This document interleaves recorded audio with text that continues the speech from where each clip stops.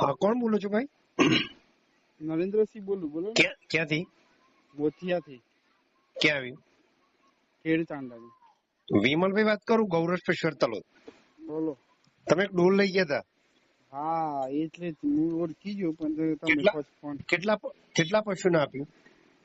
મેં એક જ પશુ ના લીધું, પણ ફેટમાં કોઈ ફરક ને દૂધમાં તો ફરક પડે તો. કેટલો પડ્યો? 1 લીટર જેવું ને 500. હે? 500 દૂધ વધ્યું હતું. બરોબર. ઓકે. અને શરીરમાં કોઈ ચેન્જીસ લાગે છે? ના, શરીરમાં કોઈ ચેન્જીસ નહીં, પણ ફેટ પ્લસ નતા. ઓકે.